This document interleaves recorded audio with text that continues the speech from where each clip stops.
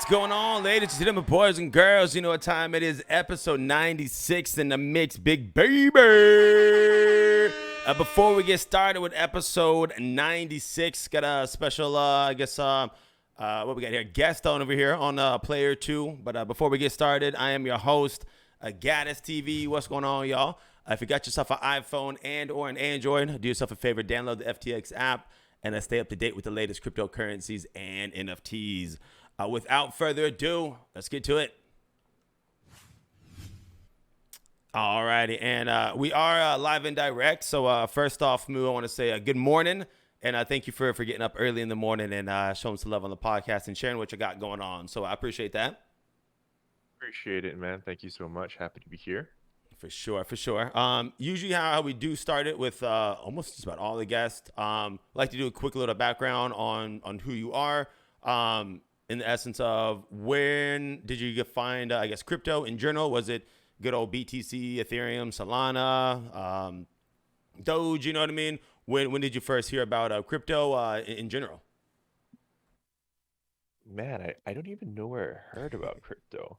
I know my first coin was definitely BTC. I unfortunately didn't get in as early as most of those lucky guys back in the, previous run up. I think my first purchase was probably end 2020, if I'm not mistaken.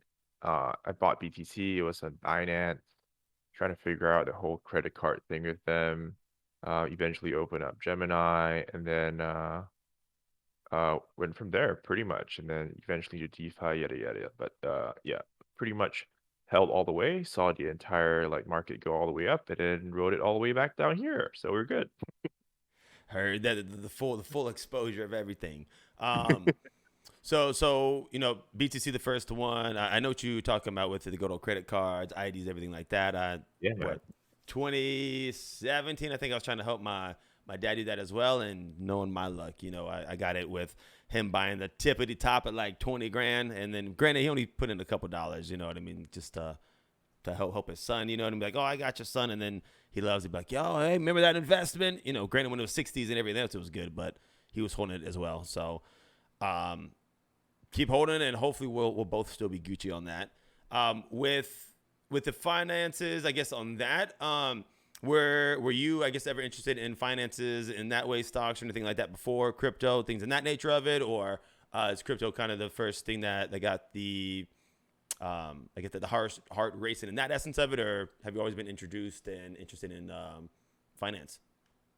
Oh, I love finance. Actually, most of my life was revolving around finance. I started trading super early in my teens. I had my own like account and stuff, and I really love finance. I kind of dedicated my life to finance, to be honest. So I went to college, did finance, graduated, went to banks, worked there, eventually moved to opening my own hedge fund.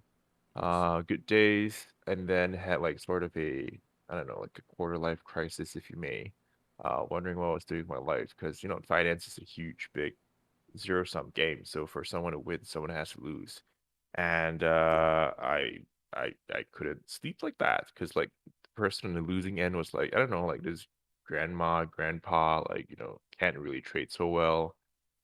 So I kind of left the whole industry at my prime almost, and I went to startups because that's kind of like the opposite sort of motivation where you're sort of helping people create value and adding jobs. So that's been my life for the most part.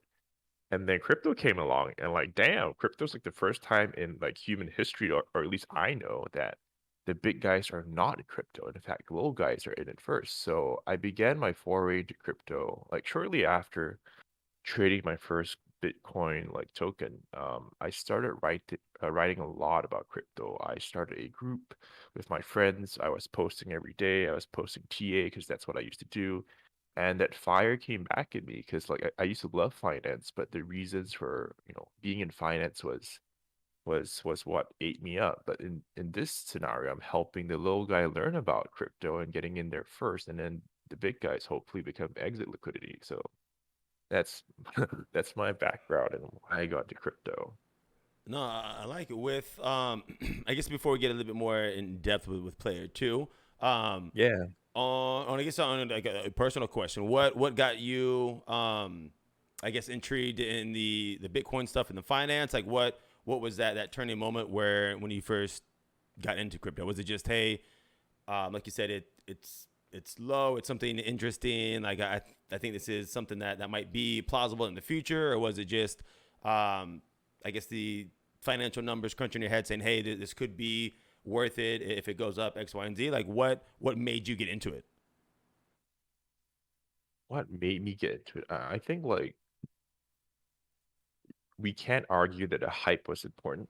I mean, as like degen and apish as we all are, like people like get into the hype. That's the main reason that gives crypto a lot of visibility, right? And I think I came in like I said, tail end of like 2020, and that was when I guess it was beginning its massive bull run. I was again fortunate to come in where it continued that bull run for the next 1 year, but even back then it was already getting pretty big. And I saw friends posting about it like a long time ago, 2017, 2016. They told me to get in, and I saw the charts. I'm like, this shit's gonna pop like 100%. So like, no, thank you.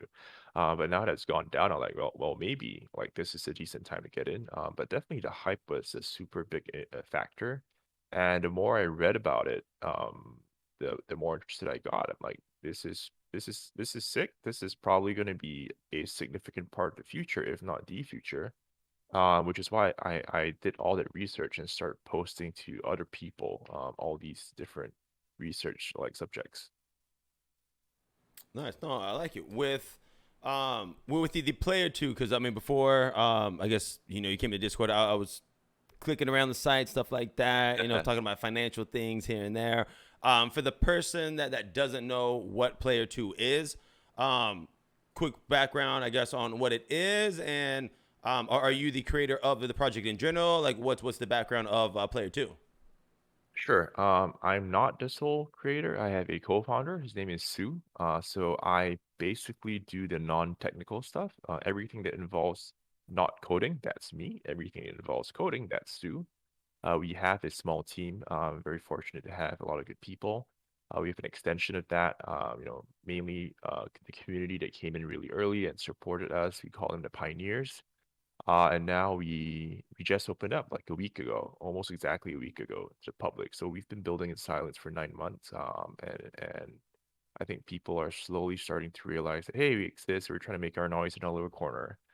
But the big idea for Player Two, or at least the vision, the super big vision, is really for our tagline is you know, a world for no world a world for digital citizens to call home, right?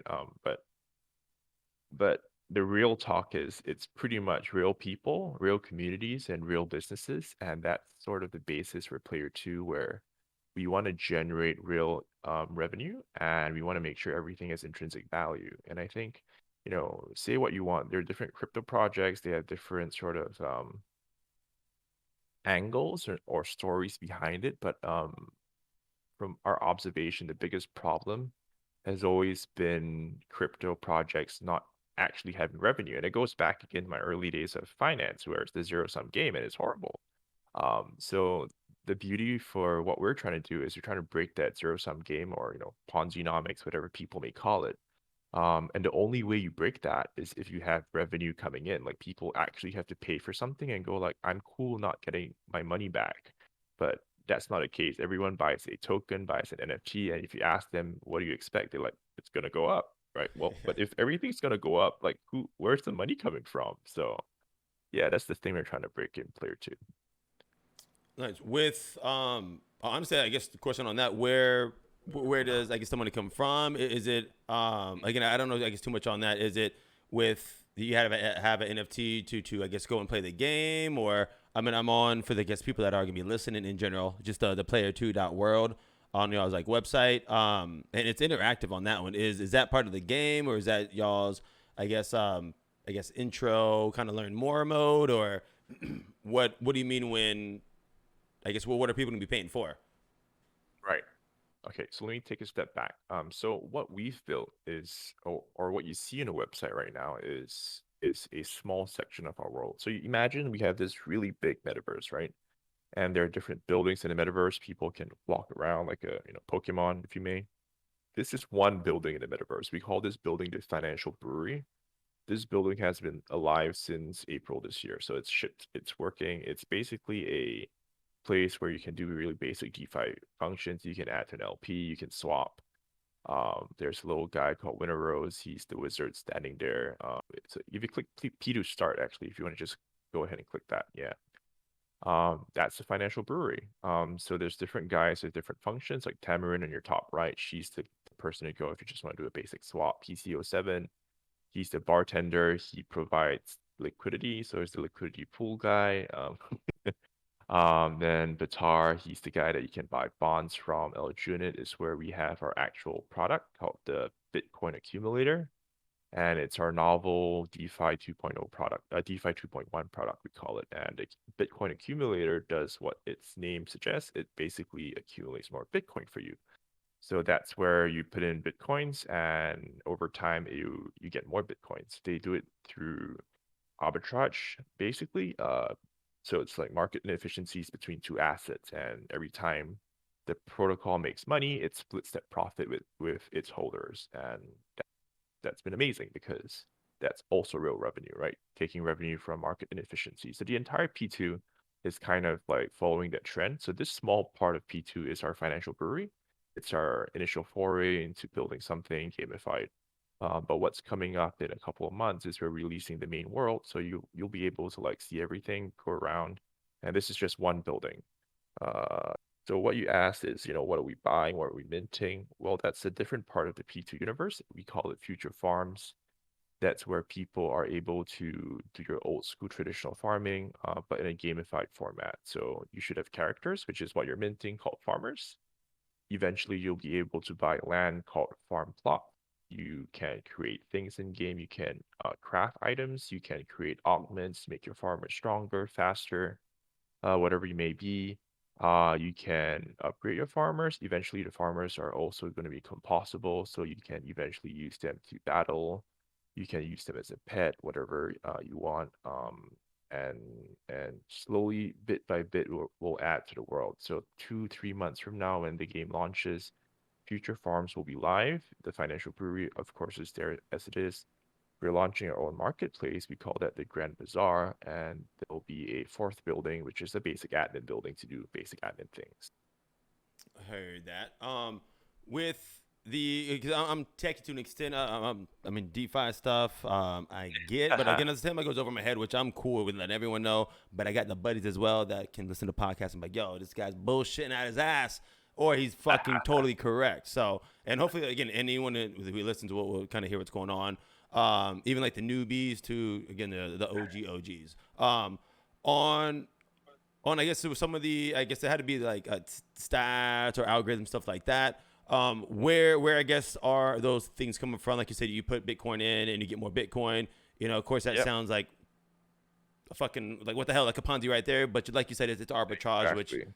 of course I know the arbitrage is on that one. But is that like I guess y'all's algorithm that y'all are doing it that way? Is it you and a buddy and a friend, are just always in stocks and in the market and doing it that way? And like how is that stuff done?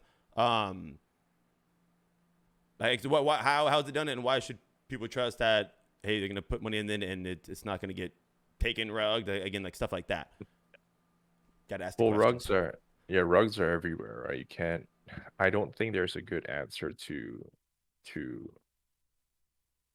There's no foolproof way to say that something won't get rugged. Of course, we're Sure. trying to go against the meta, and so one thing that we're trying to push right now, this new meta we're calling, is called the value meta, where we basically make people build first, deliver stuff before you buy. And we're basically trying to pitch, hey, stop buying promises, because everyone has promises. You have a roadmap, you have, I'm going to do this, I'm going to do that. But essentially, it's a promise, right? So stop buying promises and buy products. So people should be delivering first, teams should be delivering. Like, are you gonna go like on the street and give like a random stranger like $1,000 because the stranger says I'm gonna do X, Y, Z? No, hell no. Like, why would you do that? You'd be nuts to do that. But that's what you're doing. Like, you're basically like buying shit online that people are saying, I'm gonna promise to build this shit, that shit, and it doesn't happen, right? Buying That's a that's dream. how. Exactly, right. You're enabling rugs because you're giving these founders like a huge sum of cash up front. So these guys have never seen such money in their lives. So like, if I can get money that easily, like game theory wise, I should rug because like the best way to do things is put the money up front. Don't do any work, people. Trust me. I rug. I come up with a new persona. I do the exact same thing over and over and over, and that's pretty much the playbook of that Balloonsville guy. And he's still rugging because Mm-hmm. this is the meta. So like you need to change the meta, and that's what we're doing. We're like, hey guys, we've built stuff. So buy products, don't buy promises. So that's the whole rug portion. And for this Bitcoin accumulator, it's not like us sitting in some sort of like cardboard box, like pulling at things. It's not an algo either. Because I think that's a lot more obscure. We've pretty much created a system where it's based on people's interaction. So if anyone has interacted with like Olympus DAO, like those like Ohm forks that had blown up last year, your Wonderland, I think they're still around. Olympus, yada yada. That was called, or they tried to call that term DeFi 2.0. And it had a whole bunch of holes. If you have a token that keeps, or a protocol that keeps pushing out tokens at some degen level APRs like 8,000, 10,000, I don't know what it was. It was some stupid number. There was a protocol that had so many numbers, it went off my screen. That was how insane it was. Shit. I think it was called Galaxy Goggle.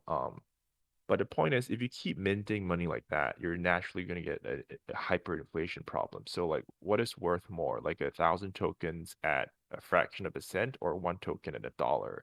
Same shit, same amount, right? It's just that now you have 1,000 tokens, and I think people are waking up to that idea finally, with Luna completely like going from the moon all the way down to Earth. But it's not that you're earning any more money. So that's the huge problem. And the issue was tokens were being minted with nothing of value backing it, no intrinsic value. So the Bitcoin accumulator only mints new tokens if and when it makes profits, because the profits are actual Bitcoins itself, and it then backs that new token with Bitcoin. So everything in a Bitcoin accumulator basically is an arbitrage between BTC and our wrapped BTC. So all our wrapped BTCs are, well, it's wrapped, right? So it has to be backed by one BTC. So if you get one additional wrapped BTC, that's good. That's an actual Bitcoin. You can redeem it. And since the protocol started, I think our index is now at 3 point something. So if you were fortunate enough to put in your money in April at one, you basically now have 3 Bitcoins. Now, question, it might be a dumb question, and I'm more than happy people on the internet laugh at me, but um, with the rap Bitcoin stuff like that, again, because I mean I'm chilling, you know what I mean with it, but I mean what's to say? Can the rap Bitcoin go away? Stuff like that. I mean, again, I know some of the stuff with the forks, you know, the Ohm, things like that. Again, I don't know exactly, I guess, what's happening on that, but I've had some people ask, how's the reverse currency aspect, not like the whole Ohm fork disaster.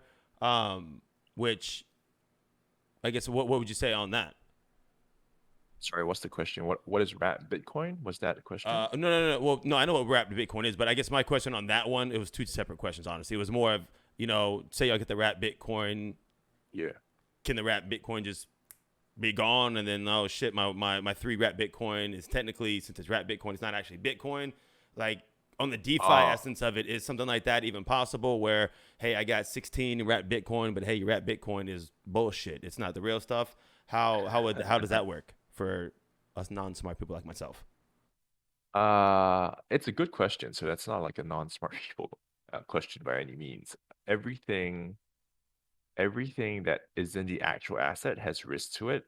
So like even if you're trading like actual like wrap ETH or wrap Bitcoin, there's still like um it's not the actual Bitcoin, right? And I Mm-hmm. think one of the biggest things that's happening all over crypto is all these bridges, the hacks from bridges. I think we had like a the super huge wormhole hack in our own Solana ecosystem, and then the most recent one was the Harmony Bridge, 100 million hack as well. So it's insane.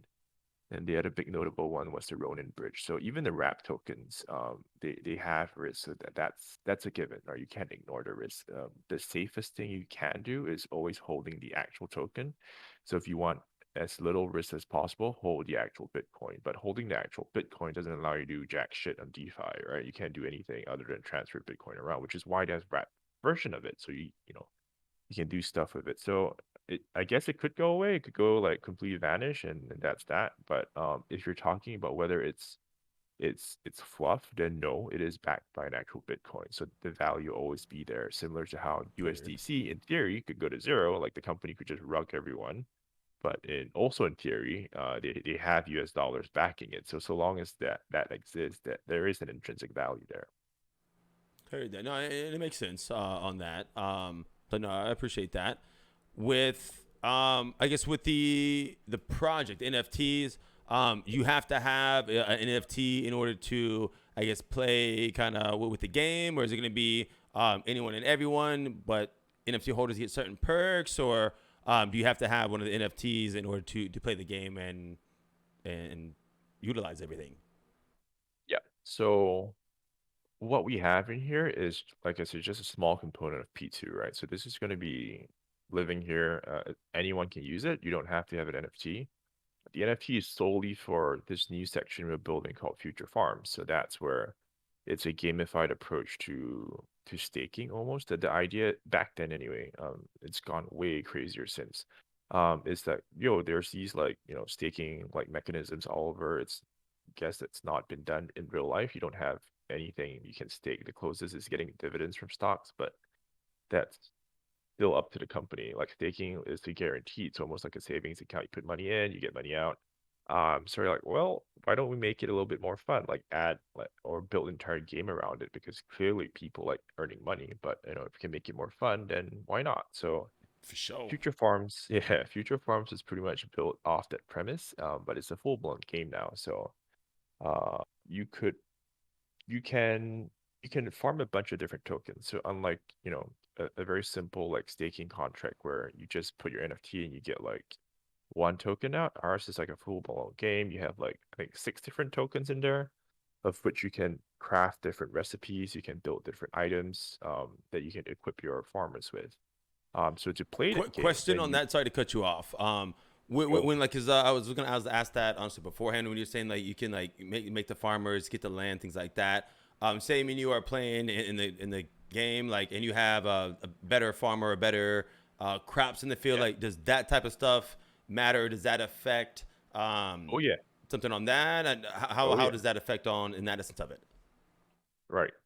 Absolutely. So like because everything can be upgraded and that's the beauty of Web3. So I'm a huge gamer myself, right? But the problem of gaming or in What's your Web2 game is too? that What you go to game? yo, We I used to asking. play yeah, early days I used to play Command and Conquer Okay, competitively. I don't know if you yeah. And then I know of it. StarCraft. Mm-hmm. Yeah, StarCraft and then eventually in Dota. Um yeah, but I peaked Okay. too early, man. Like back then when I used to play pro, like the top price was like a really bad like digital camera that costs $200. You Now know. like Dota, the top price is like what 15, 20 million. It's freaking insane, Cranking dude. some 90s on Fortnite, winning 16 mil. You know what I mean? Nothing too crazy, but just a light, easy Yeah, work. yeah, exactly. Yeah, but anyway, so like as a gamer, like I'm super super happy to make things in a game, like in a game if I where you make it fun. But yeah, so you can upgrade stuff, and the farmers will have different stats. Some guys would farm faster, but at the expense of higher consumption. So you need to upkeep them, give them water, put fertilizer in the ground, make them happy, there's mood, blah blah blah. So there are different stats to the farmers, so you can upgrade them. And again, back to the Web2 versus Web3 comparison, you have nothing to show other than winning prize money. But the vast majority, like you can be grinding for like 10,000 hours and that's it. Like there's nothing to show for it. Whereas in Web3, you own the asset. So, okay, I've grinded and now my asset's more valuable. I can sell it. So, yada, yada. So that's kind of the idea. So yeah, I think people will be trading a lot based on how good their farmers are based on the stats. How long is, I guess, a crop and stuff like that made? Is it gonna be like, I always use WoW because I got a lot of buddies that play it. I always hate it because it's you fucking run for 45 minutes, get some stuff, run back. The PvPs are are pretty cool on that one. But is it gonna be like something where it's I guess time consuming that way, not time consuming in a bad way, because I mean, of course, it can't be like quick, quick, quick, quick. But do y'all have like time frames on like length and stuff like that on how long things will last, or is that Mm. just no, not information we can have? So that's the first person. You're the first person that's asking how long things would last, and that's a super important thing. Yeah, yeah, man. It's actually one thing that is super different, and it's what helps us keep the economy balanced. So I'll go to there. I'll answer that in a bit, but Okay. essentially, um, essentially there's no growing of your crop. The crop's going to be instant. It's going to be there in terms of how much time suck. It's very similar to Farmville, those kind of simple farming games where you can harvest, you can like, water, all that kind of good stuff. So it should be super simple. And as the game goes on, obviously, with the upgrades, you can hold more things in your bag. You don't have to keep coming back to harvest it.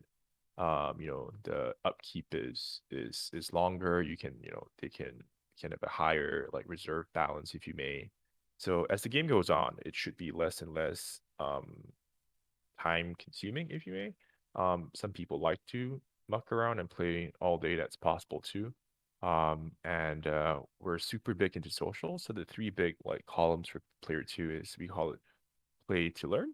We're super big in education. We want to make sure that, basically have a gamified format because it's the best way for people to learn, at least in our opinion, right? Learn and have fun at the same time. So play to learn, play to earn, and that's pretty self-explanatory. There's a whole big ecosystem around businesses as well, which is real revenue coming in.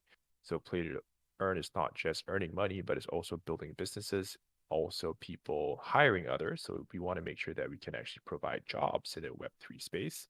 And last one is play to socialize. And that's a huge component I think that's missing for most Web3 products. It's fun to buy, NFTs, but the Web3 component is not social. Everything else is on Discord, on Twitter, is super social, but there's nothing in the Web3 experience itself that's social. So that's where we want to kind of like bridge the How gap. how are y'all gonna make it social? In that essence of it, are you gonna be able to talk like with the characters in game, kind of like Yeah, that way, or yeah. like a chat system and all? So you can go in, you can react emote like Fortnite, you can dance around. That's your personal style. You can personalize your avatar. You can chat. Obviously, there should be guilds forming, but also like intrinsically, farmers. Unlike your non-social games, your friends can come in your farms and help you water your plants. You can form guilds that can help you do that. They can harvest for you. They can donate if they want to you. They can Do y'all trade have it items. where if it's like that? And I'm sorry to cut you off, but I guess that's just how I do because I'm gonna lose my track of thought on that one as well. If you do it like with guilds and stuff, say like I'm helping you or vice versa. Are I guess is it cuts like that, like percentages of your guild helping that way, or is it just Exactly. Yeah. okay? Yeah. So like for example, if I'm like a landlord, right? I have a farm plot. Um, my friends could come and farm on my plot because maybe I don't have enough farmers. I just like buying land. So I, as the landlord, I would have different parameters I can do. I can go, all right, pay me like a rent fee where, just pay me a fixed amount and you can farm all you want, or you can share revenue, like no rent fee. You come in, you share profits like, 80/20, wherever you may be, 80/20, sorry, 80, yeah, 80/20, or whatever you want. So you can have different parameters as a landlord, and that's how we want to give it like a free economy. You decide, we just give you the tools. And then so you can like put it that way. Is it I guess and if it's not done completely, that's all good. But is it like where you just edit it and say, hey, $20 or 20 whatever for rent, or is it customizable that way, or is it like y'all have Yeah, certain things? it's customizable. Yeah, so we'll give you what you can customize, and then you can decide what you want to use. Nice. No, I like it. Question. I wrote some down because I was asking some people on like people that have looked on it and trying to get some questions. I know you were speaking of the Bitcoin accumulator. Um, is that I guess is it just Bitcoin you can accumulate in there, or can you do like Solana, other things in that nature of it? Um, is it just Bitcoin? That's a perfect question. So we started Bitcoin because I think that's the most recognizable crypto. It still is today, and it's mainly just to prove the concept work. So things don't break. It's not going to be a huge Ponzi scheme. So that's pretty much our proof of concept, Bitcoin accumulator. The next one is obviously ETH. That's the second biggest. So that was our plan to roll out the ETH accumulator. And then hopefully we bang enough doors and we make enough noise that people go, this shit's pretty cool. It's not a Ponzi scheme. It's not going to go to zero. We understand the mechanics after like reading it like 3 times, 5 times, 10 times, whatever we may. That's where we bang on Solana's door. Hey, we're built in Solana. Like about damn time we have a Solana accumulator. Like, can we do something? So that's kind of the idea. So yeah, it's coming, definitely. Heard that. No financial advice, stuff like that. What's good percentage? What's a good number on? I guess you kind of mentioned it beforehand on the Bitcoin. Like, what's a realistic number you people would think about to have good returns, or is it just like what would you suggest? I guess what would you do personally in your All right. So position? returns or allocation, different question there. Say it again. Were you asking? Are you asking me what's a good return on this investment or what's a good amount to allocate to this investment? Fuck it, both. You know what I mean? What's a good one? What's a realistic thing people can think? Is it? I think you were saying it's like the 0.75 per coin, things like that. But say you're someone like me, I don't got, I don't know what's that, probably what 16 grand, 19 grand. You know what I mean? Just to do a whole one, can you do just like everything else, 0.001 Yeah, BTC, doing it that way, or what? absolutely. What's the average people would do, or what? Um, so like okay, so two parts, right? First is the yield that you expect investing in this. Second is like how you should break your portfolio up. The yield Yes. is super super sustainable. Like it can't be some degen level, right? So I think right now it's somewhere along the lines of 1 point something percent.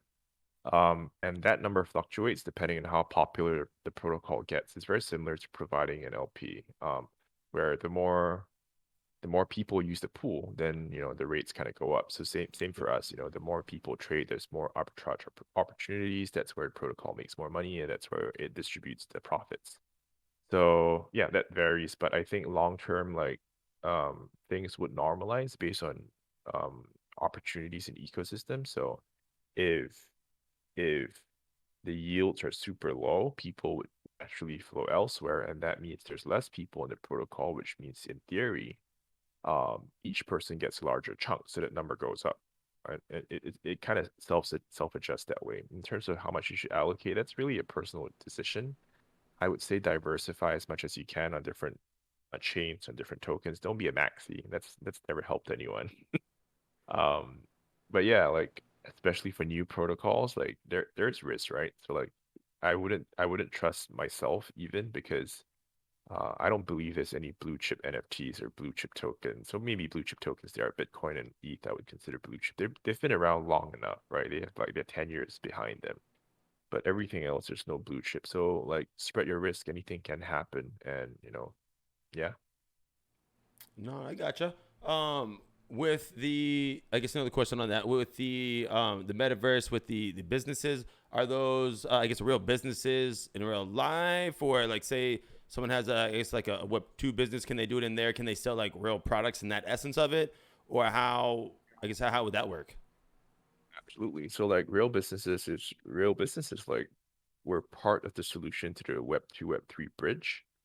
I basically tell people as long as you can work remotely, work from home, you should be able to open a business there as long as, people can give value like through the internet, you can set up a shop. So we have examples on our Discord. So Discord is where we trial a lot of the concepts to make sure that it works. And then, if it works, it's great. Then we start integrating it in the game. So within our Discord, I think one of our more famous businesses is actually a, a dermatologist, like a doctor. So she has a skin center and people just go in and ask her questions. So it's a consult almost, right? What sunscreen to use, what facial wash is best. If I have a zit in my face, should I be poking that shit? And she's hilarious. So people ask her questions all the time, and she doesn't um give you like any like fluffed up answers, just right in your Gives it to face. you. Exactly, right. So that's cool, right? So you can have like a consultation business going on there as a doctor if you want. The next one we have is actually our AI. So one of the cool things we've built is something called Sophie. Sophie's dad's called Heisenberg. He's one of our pioneers, amazing guy. Love the guy. So he built Sophie, and Sophie essentially is our solution to stop this anti. It's supposed to be an anti Discord grinding bot. So I think the meta that we have a lot of NFTs is, hey, go into my Discord, like get to level 40, whatever the heck you may. Bro, like I've been chatting in my Discord for 9 months straight. I'm the most like active guy there. I'm level 50.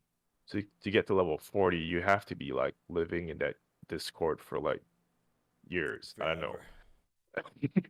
So it's such a dumb system because like you waste everyone's time, right? So we want to change that meta, and that's where Sophie comes in. So Sophie's cool in the sense that she ignores all the spam, all the GMs. I know people love GMs, I'm sorry, but she ignores GMs. She ignores all that. Oh, great project. This guy's gonna go to the moon. I'm super hyped, blah blah blah. Or copy pastas. She's smart enough to detect those too. So Sophie looks out for what we call genuine conversations, people who are genuinely coming in, asking questions, or just hanging with friends and having a good time, but it's non-spam responses. And from there, she goes, all right, we've seen this guy enough. He seems to be having genuine conversations. Give him a whitelist. And that's Sophie's main job on the back end anyway. That's her stealth function. On the front end, she's this super nice like AI you can interact with. She can draw stuff, so there's generative art, like true generative art. Give her keywords like, Gaddis, TV, oil and canvas, floating through space, and she will generate really cool stuff for you. And So that's that's in game as well, or that's like no, in your that's Trout. Discord? That's Trout on our Discord. You can go in Okay. there. You can interact with Sophie right now. So everything is Discord first. We trial it and then push it into game. So that's another business. Sophie, she's done an amazing job, and hopefully projects would start to adopt Sophie too. And they can pay for Sophie. We can offer it software as a service, and then again, that's revenue coming into the ecosystem. And then we have another one like your more traditional technical analysis trading kind of thing. So this guy, his name is Don Kyle, really cool guy in our server as well. So he offers one of the most beastly TA stuff I know, and he makes money consistently in crypto, which is unheard of. So that's another service you can, use. You can basically get his trade signals and you can copy his trades and you should be good. So basically anything, even if physical products, if you're okay doxing, I guess, you can set up a business, people can buy merch from you, you can get it shipped over. Anything's possible so long as it's possible through the internet.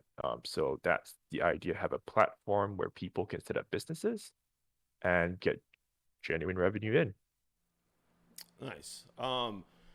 With the I get I guess with like LPs things like that. I mean, again, I know basic shit, but I know people have to put their money into it for there to be liquidity pools, things of that nature of it. What happens if I guess if y'all don't mint out, or what happens if there's not as much money in there that y'all are thinking? Is there a certain number that y'all know y'all have to have in order to be profitable in that essence of it, or where do those numbers come into play at? This is a perfect question, and this is something that we've prided ourselves with that I don't think any other project has. And everything in Player 2 has an intrinsic value, meaning it can never go to zero. It has a value, and that value would likely climb over time due to how we've set up the system. But it's a lot of projects live or die by their mints. If you don't hype up enough, if you don't mint out, you're likely in trouble. There are projects which has survived past their mint without minting out, but it's rare, it's super rare, right? So live or die by mints, and the reason is because the entire project's premise is hype.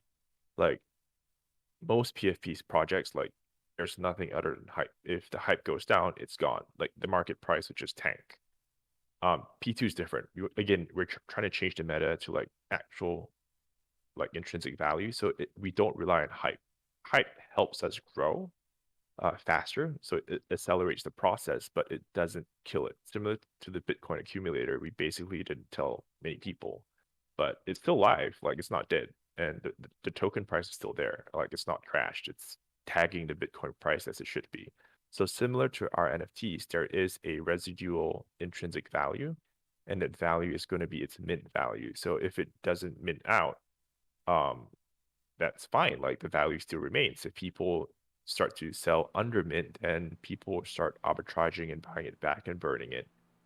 So it's free money at that point, arbitrage. And the way we've designed our ecosystem is that that value will start to increase. So at some point, if you don't mint it, it's kind of dumb. Imagine if you have a residual burn value of like $12, but the mint price is 10.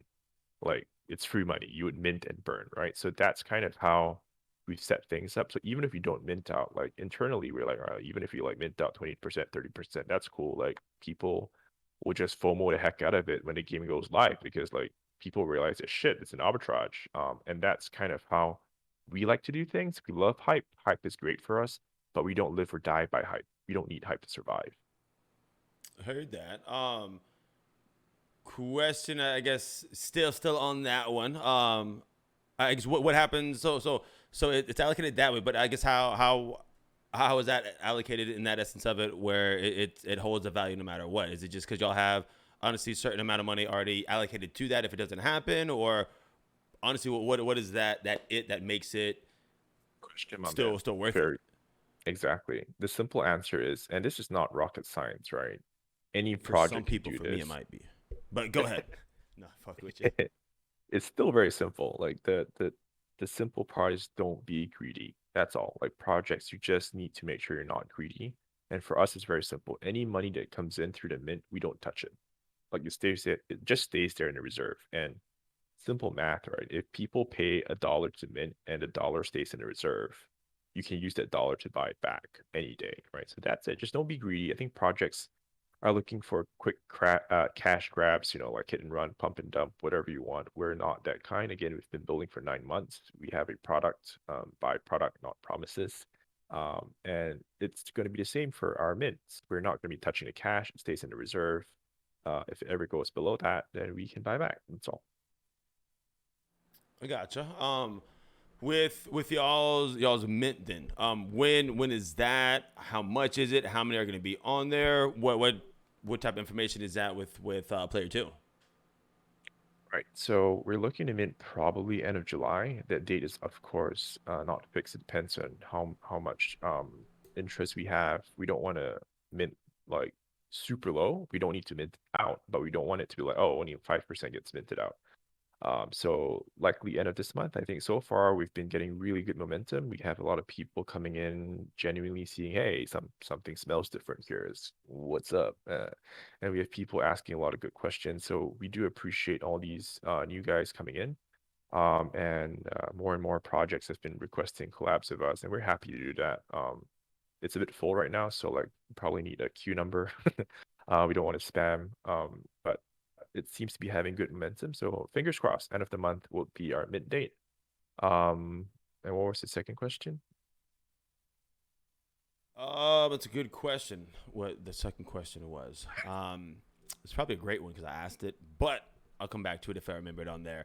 Wait, no, how much is it? No, how much is it? How many How were much there? is it? Yeah, how much is it? How many were? Right, And how many are there? Yeah. right. So we're looking between 10 to 20 USDT. It's not a fixed price yet. Probably in a lower range to a higher range. It's meant to be priced affordably for a wide accessibility. USDC, because again, we're all about preserving value. So if we mint in Sol, then Sol's super volatile right now. We're personally really scared about the market backdrop, this whole recession hang from the main economy. So we do want to preserve and value as much as we can. I'm not a big fan of fiat, but it is still more stable than Sol. So that's that. So yeah, Where are you gonna be between minting on? Is it your own website, or is it like I yeah, guess okay? I yeah, thought on Magic Eden it's only like sold on there. yeah, on our own site. So our engineers are pretty solid, and they want to show off a little bit. So they're like, we're gonna make our own like launch pad inside. I'm like, all right, cool. So that's that. We'll be minting our own site. It's dope. I've seen it. It's actually on DevNet. It's super nice. I don't know if you play like gacha things where all those loot box games where you have this like animation spins and then like all these sparkles come out and like ping. All right, cool. You have a rare or whatever it may be. So it's gonna be Mm-hmm. super dope, super fun. But we have our own site, so everything that is going to be part of Player 2 will live on our site, including the mint, including the crafting. So that's the place to go, and USDC. Heard that. Question on honestly, like I guess y'all said y'all did it from 9 months, from beforehand. Um, I don't know if it costs a lot of money or not a lot of money. Like how did y'all get funding behind it? Does it something that think this costs a lot of money, like you said, with having the UX designers designing it that way, got coders doing it that way. Um, You asked so many good questions. Damn. Trying to, you know what I mean? I mean, listen, I ain't pulling shit out my ass. I'm like, yo, yeah, yeah, that had to be at least. I'm thinking like 50, probably a million, maybe not a million, but shit like that. We're paying people. So like, where's that money coming from? You know what I mean? How So how did y'all yeah, find the whole team? amazing question. So that's something we've actively tried to avoid. Is that we don't want to get VC money in, right? People are in either side of the camp. They love VC money, they hate VC money. I think prior to the whole wormhole thing, everyone hated VCs. And then the wormhole hack happened and then Jump went, well, here's us topping up the entire thing. They were, all right, we love VCs now. So but again, just from experience, I've built different businesses in real life before. VC money comes with a lot of strings. There's always strings, right? And some of the main strings we're trying to avoid is one, VC money trying to get their capital back ASAP. I think that's a big thing for them. Obviously, they're investing. So when you do such a thing, you no longer have the freedom to really build for the community. You start thinking, how do I extract maximum value from the community? And that's not what we want to do. Again, our thing is don't be greedy. Give people the ability to make money together. Again, non-Ponzi-nomics. So having a VC come on board and be okay with getting a 20, 30-year return on investment, it's rare. It is possible, but super rare. But we're okay personally doing that because we have, we're all from like FANG. We have good jobs, we have good savings, and all of us pretty much put in money to the project and we haven't taken a single cent out. So we're not working for money. We're working to build a better system to advance crypto because we genuinely believe in three and we want to make it better. And there's a lot of holes in Web3 right now. And two of that I mentioned is there's no real revenue and there's no intrinsic value. So these are the two things we're trying to really push as a new meta. And again, the only way to do it is not be greedy. So we put in money. We're not taking anything out. No salary. And I love my team. It's really hard to find people like that, but that's where we're at. Self-funded, bootstrapped. Heard that. Ask the Shark Tank question. Are you going to be taking percentages after mint, stuff like that, to put food on your table? Or like you said, y'all are you're technically your own VCs because thankfully I've done Yeah. well and everything like that.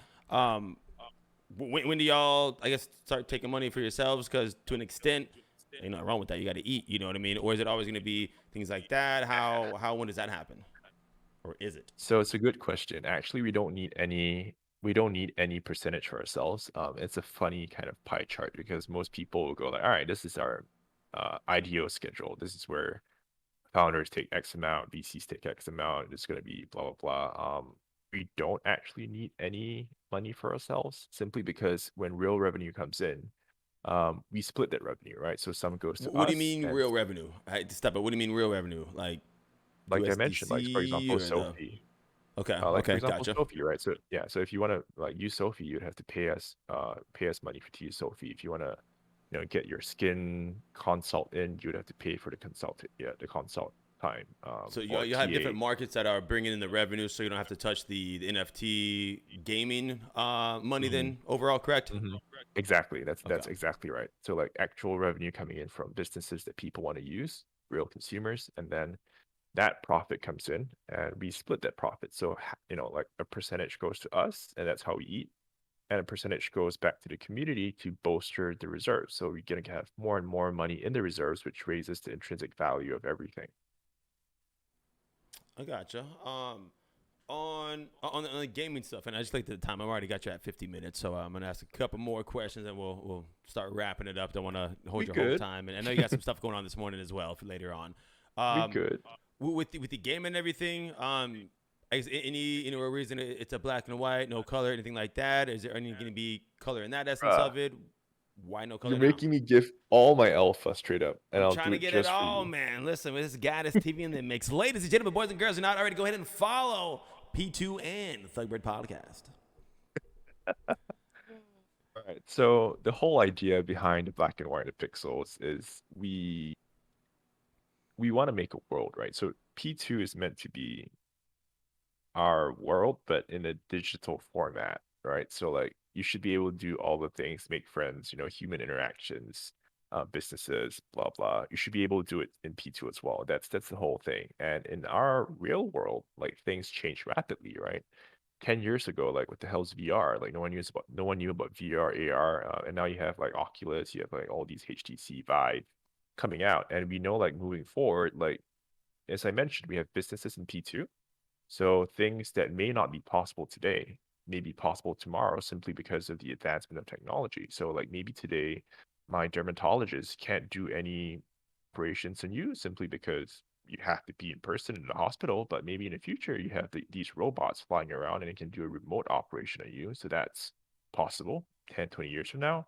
We don't want to exclude that. So P2 has to be dynamic, same as how our world's dynamic, and we need to be able to advance with the technology. So we wanted to show this visually, right? So progression is super important. People see that, they get stoked and excited, and we want to make sure that's super visual. So the best way to do it is through colors and through the art.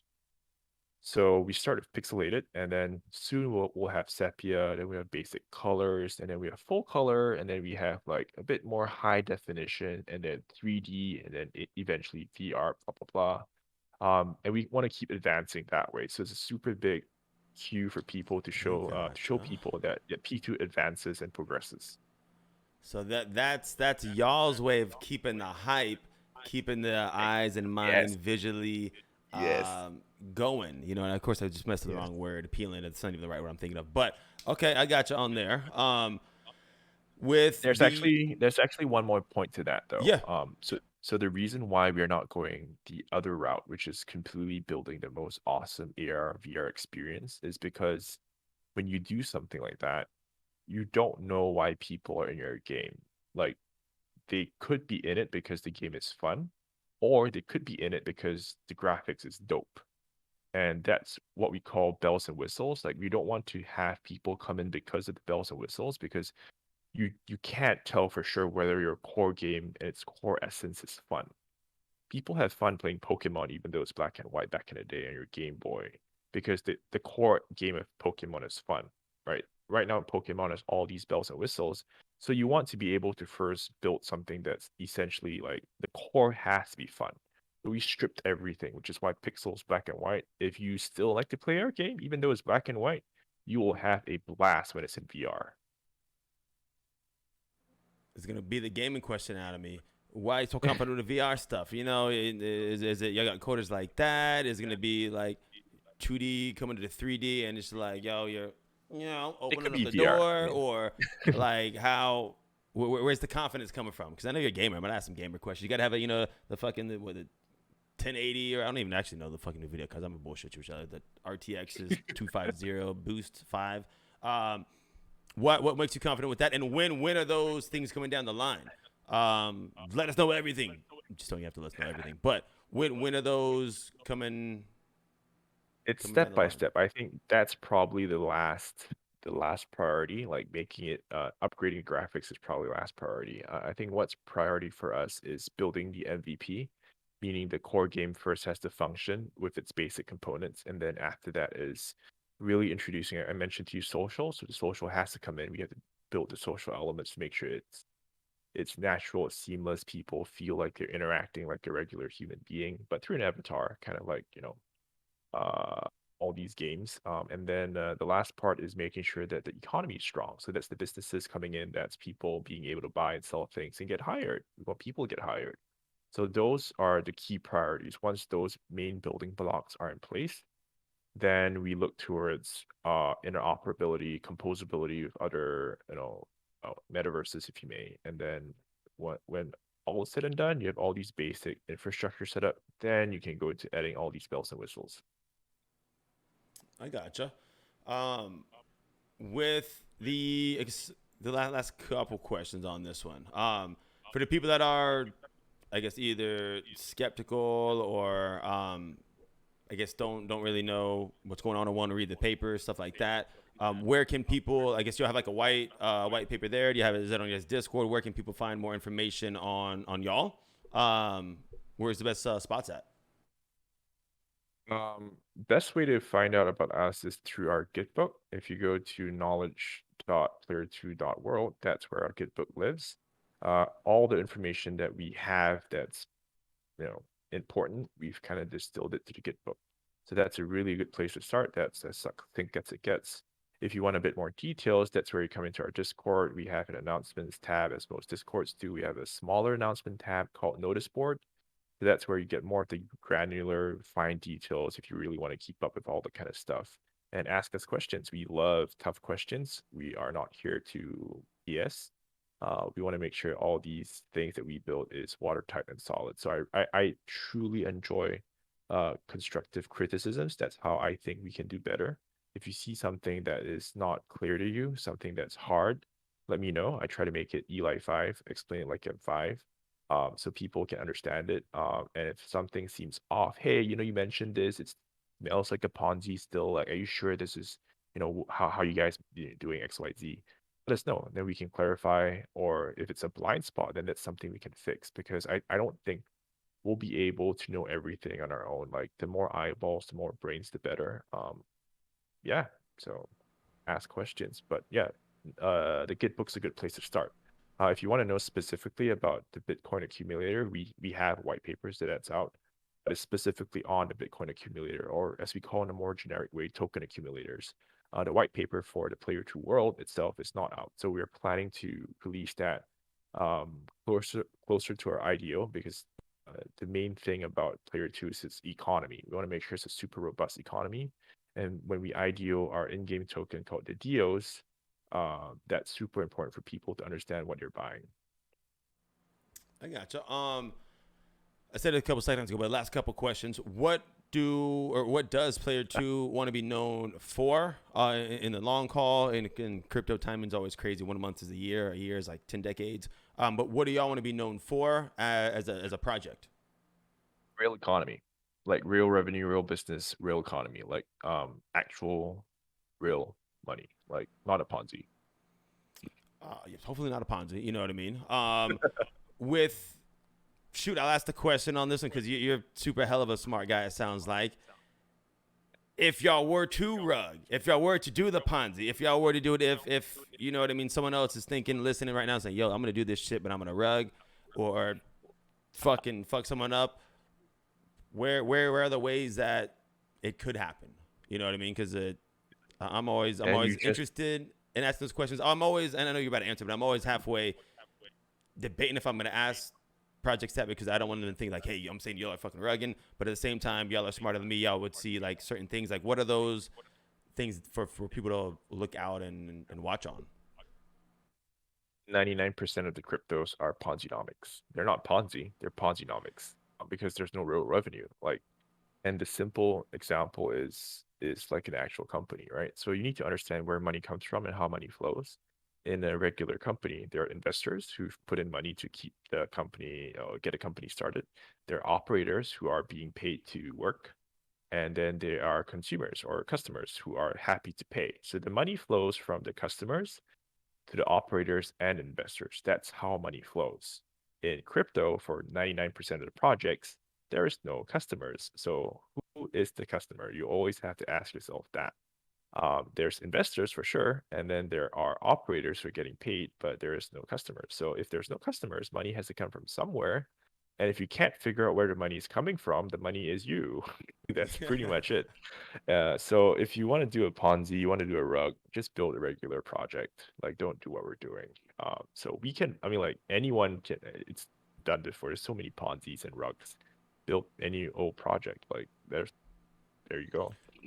Question on, and then I'll wrap it up very soon. But is it possible? I'm not saying y'all are doing this again. I hate asking, but is it possible in the whole, I guess, coding world, like say we go to y'all's website, you know what I mean? We put it on there. Can y'all just write it up, code it up, where it's a 2 months down the road, the BTC allocations are gone or taken that way, or for the people that are hesitant on, oh, they're not using Magic Eden or they're not using other things. One, Yeah. is that possible for that stuff to happen? And two, for Yep. the people that are thinking, oh, bro, I don't know, like shit's iffy. What would you tell them? I would say that if we wanted to rug, we would have done it a long time ago. We won't be building 9 months for it. And real talk, like anyone in this crypto space can rug. Even your biggest guys can rug. Um, Hundo. we've seen it happen. So like, don't trust anyone. Like, the real answer is don't trust anyone. Like, you have to be really careful with your money and don't never all in, never be a maxi, which is why I mentioned earlier, like diversify, right? As trustworthy as a project may seem, it can go to zero simply because they have the access to the keys, they have access to the treasury, the reserves, even a DAO, man. Like even if you go completely decentralized, like a DAO format, and you go like, all right, we have full decision making, blah blah blah. You don't. Like who controls the wallet? Like someone controls the wallet, right? And you go, oh no, we have like a multi-sig wallet, so we need like 3 people to sign before they can take out money. Yeah, well, those 3 people can rug the shit out of you, right? They're like, You hey, really let's trust take it. All right, let's go. But what the fuck, bro? Shit. So and not only that, so like let me just add one more thing. Like these 3 people, even though they have control of the wallet, you don't know who has the actual seed phrase. Like the seed phrase may be still held by one random founder that seems to be gone by now, but he has it, and he can one day just rug the whole thing himself. Like you don't know that for a fact. Like there's nobody on this planet right now that can definitively tell you that I have never given my seed phrase to someone else, and you can't verify that fact. And if you can't verify that fact, that's someone that can yank the entire treasury. So everything can be rugged. So don't use DAOs, don't use doxing. Like so many people who are docs have rugged. It's stupid, right? So don't use any of that. Use the only measure of of trustworthy and credibility is their consistency. If they've been saying the same thing for the longest time and have proven it using actions, not words, not promises, they've actually done it, then at least you have a measure of this person's like virtues and the person's like moral compass and could still get rugged, but at least you have that track record there. So that's the only thing I would go off for. no, no, I like it. With the question, I guess I honestly I usually ask almost all the projects on here. And y'all been building these site for a long time.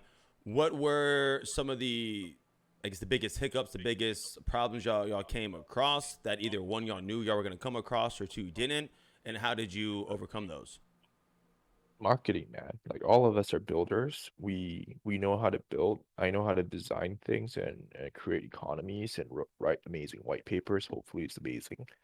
I have a set of engineers who are wizards, literally wizards. They can code anything, they can learn anything, but none of us know how to do marketing. So I think that was the biggest issue that we had.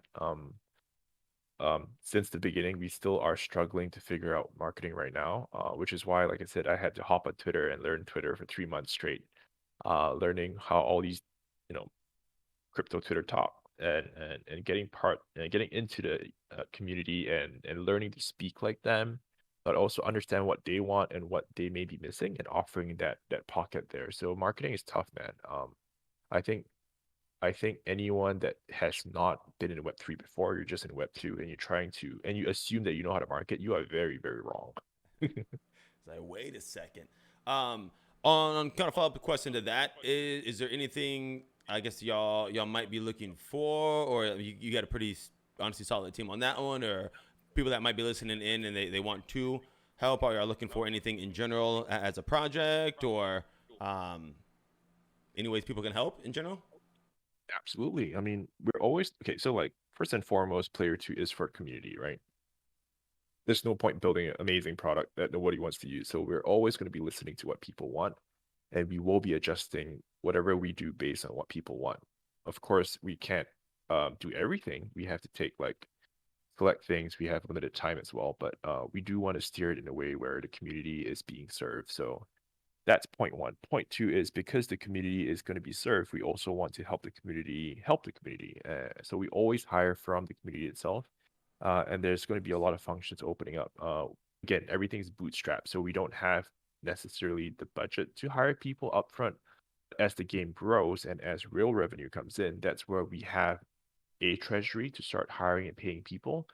We would absolutely love to spend that on making sure jobs go around. So, that is priority number one for us. helping the community and paying them and growing this together. So in terms of what you can do to help, as I mentioned, we suck at marketing. If you can help us get the word out, if you can tell your friends, if you can help us get into projects to get collaborations going. I know all you alpha hunters out there, you do this for like every single day. We appreciate a lot of them. A lot of them have actually gone the extra mile and say, hey, this is an amazing thing. It's something different. Let me help you all out. We're gonna get you into like way more projects than I came here initially pitching. And I'm gonna use all my resources. And I'm like, I'm super like touched because I don't know you, but you seem to see some things different here and you want to help, and I really appreciate it. So that's the biggest way you can help right now. Really, just telling people about what P2 is, and the other thing you can do is poke holes at it. Right. I'm not here to build something and rug it. As much as you can't trust me, so it's kind of odd. But I genuinely want feedback, and I want to know that the thing that we're building is watertight in terms of the economy, in terms of the design. So if you see anything that looks suspicious, let us know so we know how to address it. If it's not been addressed before, or if it's a blind spot, like I mentioned, then we can fix it. We can actually add things to actually fix that problem. Nice. I guess with the last question on that, what are you personally? Last question. Probably, yeah. I was thinking that right when I said last question. I got like three more in my head, so we'll figure it out on that one. But what are you most honestly hype about in general on a you thing? Like when you're talking to you and your buddy and your people like over a beer, or over a joint, or over water. Making water's cool too. What are y'all hype about? Is it having the game done finished? Is it having the separate revenue coming in so you have enough money for the game itself, or what are you personally like excited for? First, water's amazing. I did I need to tell you drink that more water. yeah, exactly right. I only drink water. Um, but personally, what's exciting, I guess there are different milestones to be excited about. So like, the biggest milestone coming up for us is the mint, obviously. So the mint is the first time we're actually taking like public money for in exchange for something. The Bitcoin accumulator has been there. It's a DeFi protocol that people use on its own. We haven't actually sold you anything, but for the first time, we are selling something and taking money for that. So that's going to be our mint. We're selling you our NFTs. Our NFTs is going to be your access pass to the game. It's going to be gated, so people can't play unless you have it. We want to keep it small on purpose because that's how we test things. Think of it as you're going to be an open alpha, and these people coming in will have the first dibs to experience the game. And when we know everything is ironed out, they're definitely going to be like kinks and bugs. That's given. Anyone telling you otherwise is BSing you. So once that's done, then we can start opening it up more gradually. So super excited for the first time we're taking in money and giving people products instead of promises. And once that sum of money comes in, we can hopefully get royalties as well from people trading the NFTs, and that can become, I wouldn't say true revenue because it's still part of the economy. Or people are still investing, and that's an expense of the investment. But at least there's something additional than a mint to do something with that money. So that's where we can hire really basic functions like mods, if you may, or people who want to help with, I don't know, alpha hunting or whatever other things. That's where we can start hiring people. And again, it makes me happy that we can give back to the community. So super excited for this really huge milestone that we're coming up with. Nice. And the last statement, not question. Where can people find y'all at? Again, I know you kind of mentioned beforehand. Twitter, Instagram, websites. Where can everyone find y'all at and find more about y'all? What y'all's handles? I live on Discord and Twitter, so these are the two best places you can find me. I am player2 uh, player2 move. That's my personal handle, and then the the project itself is player2 world. So those are the two Twitter handles. Discord is discord.gg/player2. Um, and if you don't know and don't remember anything, just go to our damn website, player2.world. Everything's there. Heard that. No, I like it. I guess to wrap it up, any have gone over a lot of things. Kind of, I know I kind of jumped around a lot of places as well, but Is there anything that we haven't talked about that you want to let either the community know, or something that it's been on the tip of your tongue that we haven't talked about? Any closing concerns, comments, anything like that? I think you've asked all the good questions more than I was thinking of revealing today. So Gaddis TV, you guys have first alpha on a number of things. The only people that know that are my Pioneer team. So congratulations for asking great questions. So yeah, I think I've said way too much today. Hey, listen, good thing or bad thing, like I was saying beforehand, the marketing stuff maybe might have a lot of people right off the rip watching it, but in general, that's why you got to come and tune into the Thug Bird podcast, because we getting alpha sometimes, and sometimes we're just chilling. So, Moo, I want to say thank you for coming on and taking some time out of your morning and making it happen. I know we were talking good old time zones are always crazy. I know you were thinking it was 10 for you last night, and I was waking up going to work, and I was like, oh, shit. I was like, oh, hold on, big dog. But no, seriously, man, I thank you for coming on and sharing a little bit about Player2 and about yourself. So on that note, stick around. I'm going to go ahead and end it kind of like how I did in the beginning. I'm going to mute it real quick. But seriously, man, I appreciate you coming on and showing some love.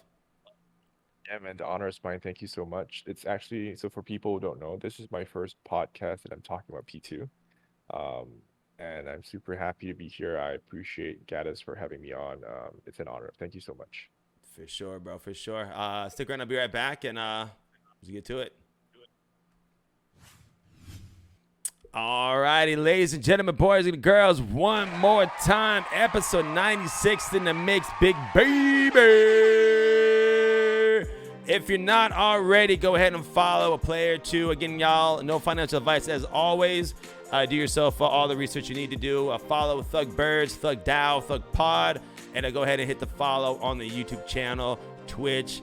What we got here? Spotify, Audius, Google Podcast, anywhere and everywhere, all major platforms. Go ahead and show some love to all. And until next time, y'all, stay fresh, stay clean, stay positive. And as always, caw-caw.